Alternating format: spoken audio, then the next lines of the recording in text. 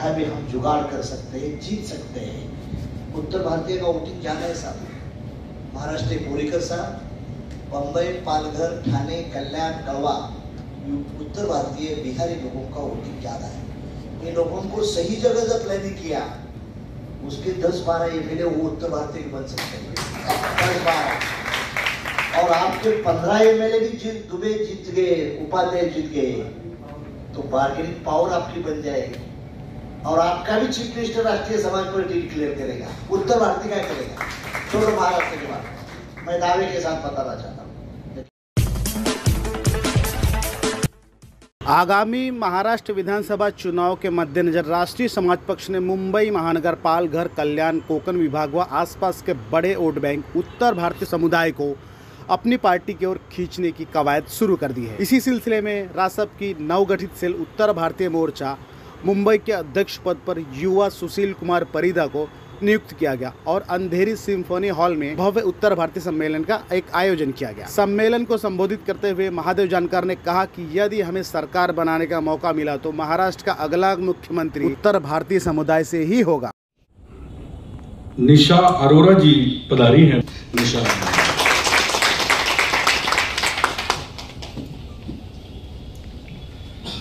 मैं गुजारिश करूंगा कि आप मंच पर आएं। ये जो टीम आपको दिख रही है, इस टीम को यहां बिठाने वाले और हम सबके आदरणीय नीचे बिठाने वाले आज संजय उपाध्याय जी से मैं आग्रह करूंगा। परिदा जी या संजय उपाध्याय जी की जो टीम आई है, उन्हें नहीं पता। जानकर साहब के बारे में मैं हमेशा कहता हूं कि अगर इनसे अच्छा कोई लीडर आपके पास। यहाँ पे सब अतीत के बारे में बात कर रहे हैं और राष्ट्रपति जी ने बोला कि पार्टी से साथ में जुड़ने के लिए, काम करने के लिए आ चुका है ऑफर वगैरह। तुम्हें क्या लगता है रैयान चलेगा? तो मैंने बोला कि हजरत मुझे ऐसा लगता है कि म्यूजिक की कोई happy and we are very blessed that you came. Thank you so much. बैठे राष्ट्रीय समाज पार्टी के चाहने वाले लोग, भाइयों, आज ये शुरू हो गई है और हमारे परमागड़ी उत्तर भारतीयों के और मथिया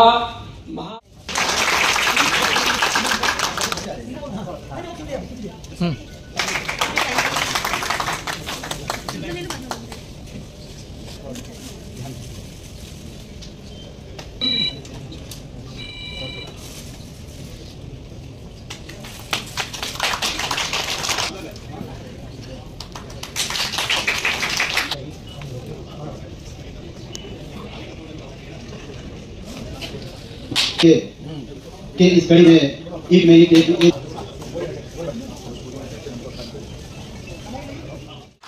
जोरदार तालियों से स्वागत करें। टाइम नहीं मिला, इतने लोग 100 लोग आए, बहुत अच्छा है, काफी लोग हैं और एक सब अच्छा प्रोग्राम फंक्शन हो रहा है।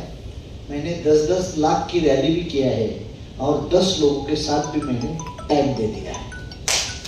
तो मैं मंडल साहब, आपका प्रॉब्लम सॉल्व हो जाएगा। आज हमारे पास ताकत कम है मंडल साहब, अपनी डिमांड तो बहुत रखी है, लेकिन सॉल्व करने में हम इतने काबिल नहीं है। काबिल कभी बन जाएंगे? राष्ट्रीय समाज पार्टी के 20-25 भी एमएलए आएंगे, तब महाराष्ट्र के चीफ मिनिस्टर की चेयर हिलाएंगे और तब तक हमारी ताकत नहीं बनेगी। तो ये ताकत बढ़ने के लिए माहौल पैदा करना चाहते हैं। जब तक तुम्हारी वोट की पावर नहीं बढ़ेगी, महाराष्ट्र में मुझे कोई नहीं पूछता था, ना बीजेपी ना कांग्रेस। मैंने खुद की ताकत बता दी, तब बीजेपी मेरे पास आई और बोली तुम्हारा जो 2% वोट है उससे हमारी सीटें गिरती है, तो हम आपके साथ अलायंस करेंगे। अभी बीजेपी आई है, कई दिन के बाद कांग्रेस भी हमारे पीछे आएगी कि सरकार के लिए हमें जानकर साहब आपकी मदद करें। जिसके पास दम होता है उसके साथ हम होता है, ये पॉलिटिक्स का रूल होता है। तो मैं आपको रिक्वेस्ट करना चाहता हूँ, फिल्मी लाइन में मेरा पर्सनल रिलेशन, भाई जैसा रिलेशन संजय दत्त के साथ है। अभी मेरी आधा घंटे उससे बात हुई, संजय दत्त अभी साउथ अफ्रीका में उसका शूटिंग चल रहा है। मैं सेलिब्रिटी से रिलेशन क्यों रखना चाहता हूँ साहब? मैं अक्षय कुमार, पंकजाताई मुंडे और देवेंद्र फडणवीस एक हेलीकॉप्टर से जा रहे थे। जब हेलीकॉप्टर लैंड हुआ हमारा बिल में, तो सब लोग, बोरीकर साहब अक्षय कुमार के साथ थे, हमारे साथ कोई नहीं थे। मैं, देवेंद्र फडणवीस और पंकज ताई, तीनों भी हम बाजू में खड़े थे।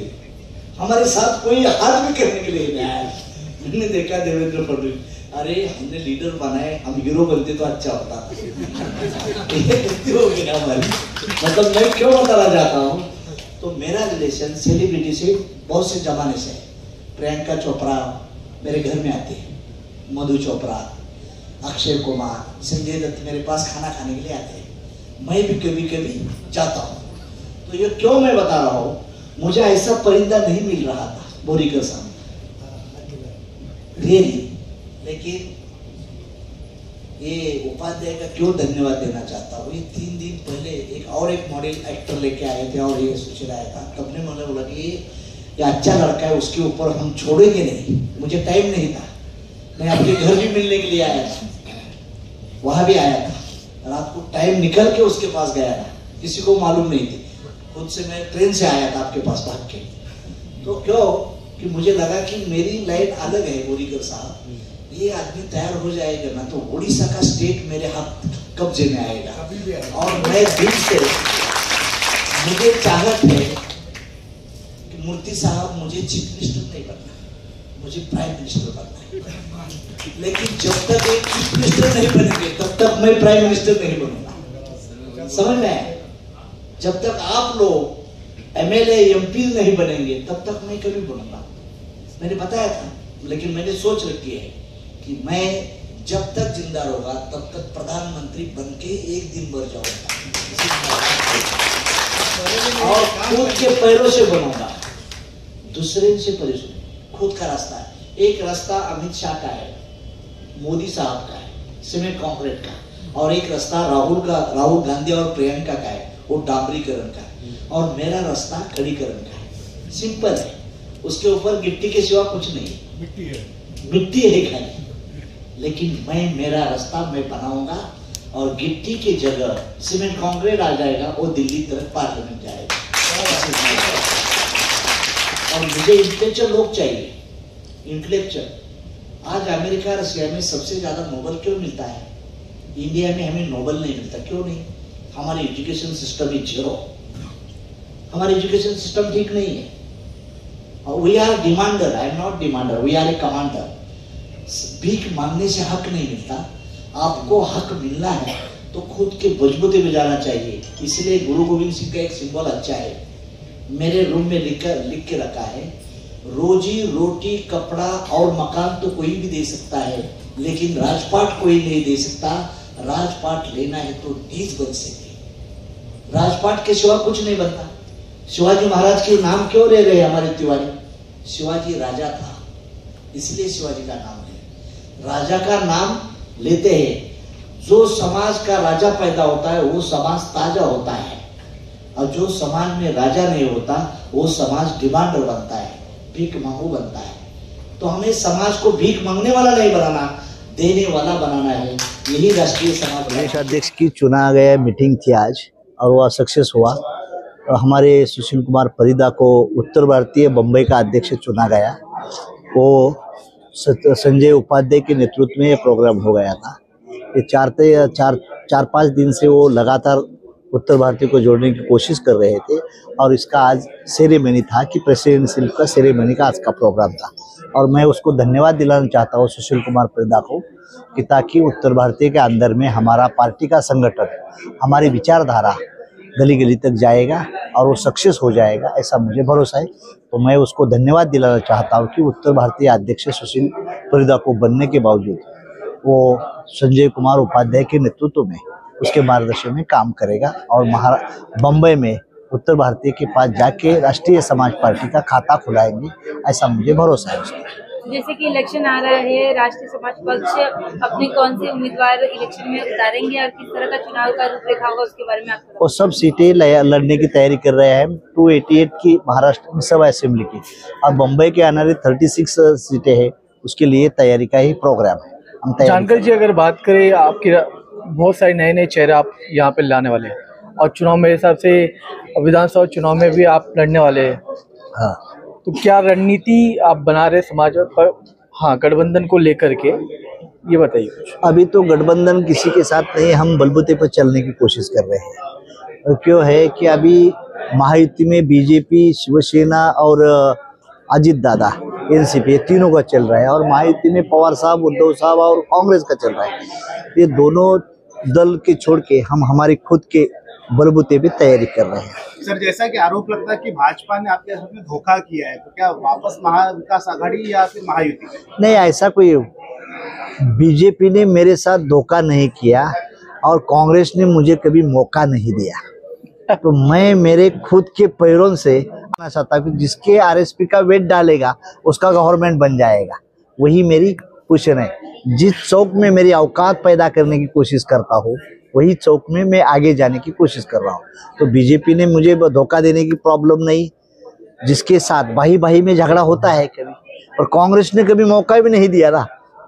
तो इसीलिए दोनों को दिखाने के लिए मैं खुद के बलबूते पे आरएसपी की सब सीटें लड़ाना चाहता हूँ। जानकारी जी, सुशील जी को आप कौन सी विधानसभा क्षेत्र से लड़ाना चाहते हैं आने वाले चुनाव में? कुछ ऐसी रणनीति आपने बनाया? चल रहा है अभी तो, ये शुरुआत है, देखेंगे और मीटिंग हो जाएगी, रात रात पर बैठेंगे हम।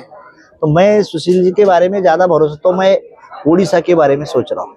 सर, विधानसभा चुनाव गठबंधन में लड़ेंगे या फिर अकेले? मैंने बोला ना, खुद के बलबूते पे चल रहा है। अरे 288 सीट की तैयारी हम कर रहे हैं। सर, नवरात्रि आ रही है, महिलाओं को लेके आपके अगर पक्ष का अगर ये सत्ते में आती है तो महिलाओं को लेके आपकी क्या रणनीति है? महिला के लिए जो शिंदे साहब ने किया है उसका 2 गुना डबल मैं करना चाहता हूँ। जापान आगे क्यों है, वहाँ हमारे बहनों के हाथ सत्ता है उसकी, मतलब सब प्रॉपर्टी माँ के नाम पे रहती है। वैसा हम इलाज यहाँ महाराष्ट्र में करने की कोशिश करेंगे। और महिलाओं को एजुकेशन फ्री रहेगा, मेडिकल फ्री रहेगा और जर्नी भी फ्री रहेगा। ये और इंडस्ट्रियल, जब जिस महिला को इंडस्ट्रियलिस्ट बनना है उसके लिए हम 99% सब्सिडी दिया जाएगा। बड़ी बड़ी इंडस्ट्री खोलेंगे ना आप बहन जी, तो हम 100% आपको सब्सिडी देने की कोशिश करेंगे। सर, अभी आपने एक उत्तर भारतीय सेल का जो गठन किया है, इसके पहले बीजेपी और कांग्रेस ने भी किया था, लेकिन उन्होंने किसी उत्तर भारतीय कुछ दिया नहीं। आप अलग क्या करें? मैं ये भी बता दिया, आपने स्पीच मेरा सुना होगा, जब उत्तर भारतीय की ज्यादा मेरे आरएसपी के एमएलए आएंगे ना तो मैं चीफ मिनिस्टर भी करके दूंगा। रमेश दुबे यहाँ मिनिस्टर थे, त्रिपाठी यहाँ मिनिस्टर थे, लेकिन स्टेट मिनिस्टर थे। मैं तो कैबिनेट मिनिस्टर करूंगा, और कैबिनेट नहीं, ज्यादा एमएलए आएंगे तो चीफ मिनिस्टर भी उत्तर भारतीय का करूंगा मैं, आपके दावे के साथ। ये कांग्रेस वाले को पूछो और बीजेपी वाले को पूछो, ये करते हैं क्या, देखो मैं करके दूंगा। हाँ, जैसे कि आप युवाओं को लेके आगे बढ़ने के लिए, आपके युवाओं के लिए आपके पास क्या रणनीति है, क्या उनके लिए आपके पास कोई विशेष योजना है? जी, अभी मेरा जो सोच है वो मुझे पता है, लेकिन लोगों को नहीं पता। ठीक है, मैं सोशल वर्कर हूँ और मैं पार्टी के साथ जुड़ के, क्योंकि मैं महादेव जानकर जी को इसलिए चुना हूँ क्योंकि वो एक ऐसा इंसान है। हम बोलते हैं, लोग बोलते हैं कि पॉलिटिक्स में लोग जाते हैं पैसे कमाने के लिए, बाकी चीज़ें करने के लिए, लेकिन जानकर साहब को मैंने आज तक देखा कि उन्होंने लोगों के लिए किया है और मैं लोगों के लिए करना चाहता हूँ पॉलिटिक्स। तो इसके लिए जानकर साहब के साथ जुड़ा हूँ, और जो मेरा सोच है मैं वही सोच अपने युवा, जितने युवा हैं मेरे साथ में हैं, जुड़े हैं और जो जुड़ेंगे उनके भी वही सोच के साथ उनको आगे बढ़ाऊंगा। तो वही सोच जानने की इच्छा रख रही हूँ कि किस तरह का मतलब एजेंडा क्या है, क्या आपकी रणनीति? जी, मैं समाज के लिए बहुत ही अच्छा करना चाहता हूँ। लोग सारे पार्टी वाले यही कहते हैं, लेकिन मैं अपने कर्मों में दिखाना चाहता हूँ, अभी नहीं। उपाध्याय जी, आप भी एक तरीके से भावुक हो चुके थे जानकर जी को लेकर के। भावुक किसी में हुआ था कि आज हम उत्तर भारतीयों के लिए जो मैंने बात कहा कि आज हम नहीं काम कर पा रहे हैं, कि मतलब कोई कह रहा है कुछ, कर रहा है कुछ, जैसे अभी बताए, तो कोई भी कदम जो आप कहो उससे पढ़ो, यही हमारा है उद्देश्य, यही बस। इसके लिए मैं थोड़ा सा ये हुआ। सुशील सर, आपसे एक सवाल है, इतनी सारी पार्टियां हैं, बीजेपी, कांग्रेस, पर आपने आरएसपी में ही आने का? आरएसपी मैं ऑलरेडी अपने स्पीच में बताया था। आरएसपी मैं इसलिए ज्वाइन किया क्योंकि मुझे पॉलिटिक्स से पैसे नहीं कमाना है, मुझे लोगों के लिए करना है। तो जैसे जानकर साहब ने बोला कि यहाँ पे लेने वाला नहीं देने वाला बनना है, तो मुझे देने वाला बनना है, इसके लिए मैं जानकर साहब के साथ जुड़ा। और भी युवा नेता जो अभी आज आदित्य आकर कांग्रेस में ज्वाइन हुए, युवा से युवा फाउंडेशन के नेता है, लीडर है, वो भी युवा है। वो जैसे वो कांग्रेस में पक्ष लिया उन्होंने, उनकी भी अपनी रणनीति है, उधर से अब हम आ रहे हैं, तो उसमें आपको भी काफी टक्कर की जी। यहाँ पे सबका अपना अभिज्ञता होगा, सबका अपना रणनीति का चाल चलन होगा खुद का, लेकिन मेरा जो है वो कर्मों में दिखेगा। मैं बताना नहीं चाहूँगा, वो दिखेगा। ठीक है, थैंक यू।